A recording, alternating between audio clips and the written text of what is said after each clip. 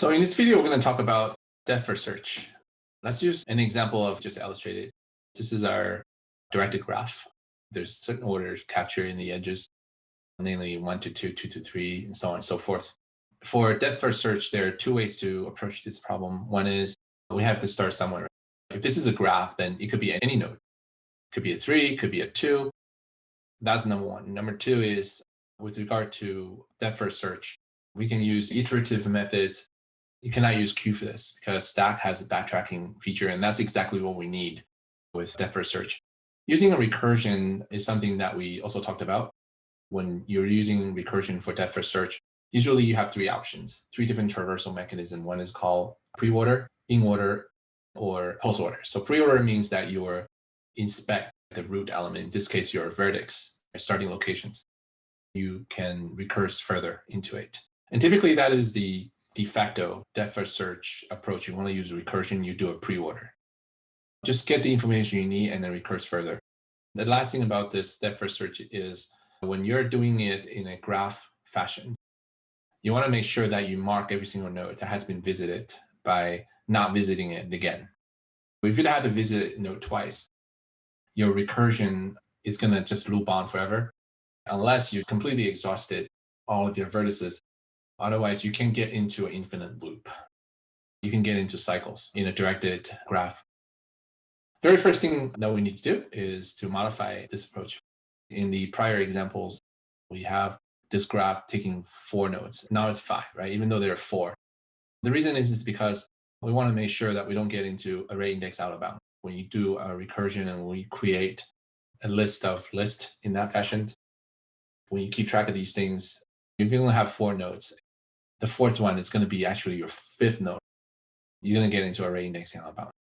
We're setting it to 5. There is a 0 node, and that 0 node is not used in this fashion. Let's just get into the implementations here. Just like this adjacency list, we want to create a Boolean map, a dirty map, indicating whether a node has been passed or not. It would just be another instance variable that we're going to call Boolean. And this Boolean is visited. So this visited is a Boolean map. Make sure that we initialize this part. This is a Boolean array, so we have to do that just like here. And the best way to assign the values here is to use the user-defined constructor. Visited is the new Booleans. This one takes a number of non-indices just like before. In Java, if you don't initialize value inside an array, this is a Boolean array, then by default, everything is false. If you do not initialize your object array, by default, everything inside of it is null. This is the premise. Now we've got this map here. We want to write our recursion. So this is our DFS algorithm. This is going to be the public void DFS. Just like trees, depth first search cannot run along without specifying its initial locations. The initial location is going to be whatever this vertex is. Starting from this location, I want to do a pre-order, meaning I wanted to pre-order, inspect vertex first. So if I were to do an inspection, the first thing I need to do is make sure that I mark it. This is visited. In this case, vertex stands for the element location in the random access array. Vertex 1 is node 1. So we want to mark this true. By default, everything is false. So now at this location, this one is visited. So this is true. I also wanted to print this out. And just to make this simple, I'm going to print everything out horizontally. I'm using a print, not print line. I want to use a space delimiter, just like my other examples before. And the recursion actually starts right here because I'm doing a pre-order. Recursion happens after the inspection, right, of my node. If we recall in this example, what we have is a list of lists. This outer list on the vertical direction tells me the location of these nodes. For every vertex, there is a list of adjacent vertices. So this is just an example. It's not illustrative of the tree that we just drew. So this one could be 1. When we do a recursion, we're starting with this vertex, recursing this into this one at a time, checking to see if this is visited or not. And every single level, when we visited that node, we mark it. Check mark means true. And then we move on to the next one, so on and so forth. So this recursion is going to have a notion of an iterator. If we recall, linked list implements a list.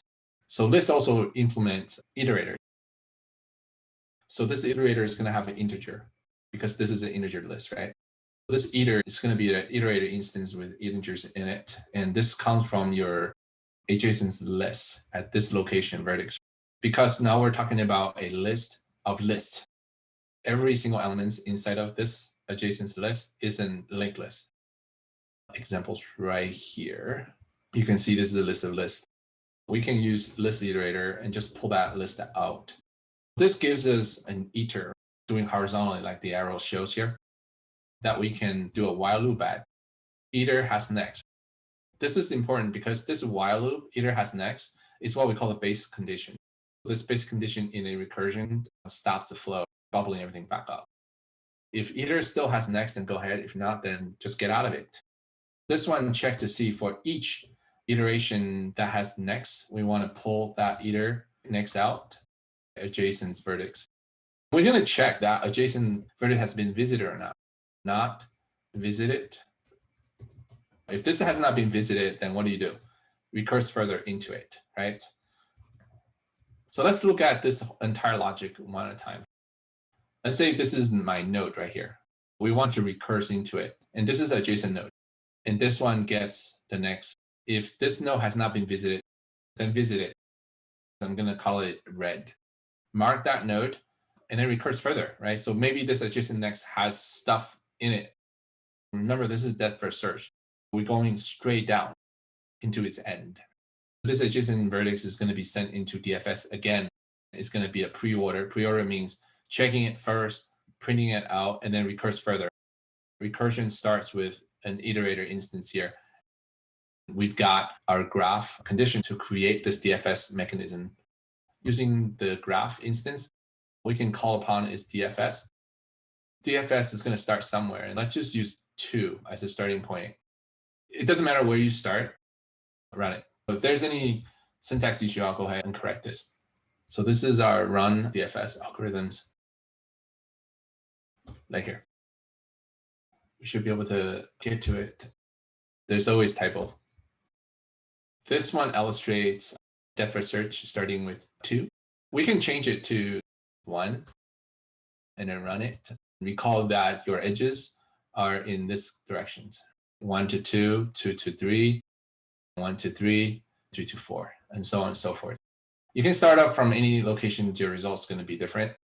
Generally following the depth first search straight down versus the level order. So this is an illustration of DFS using a pre-order traversal mechanism.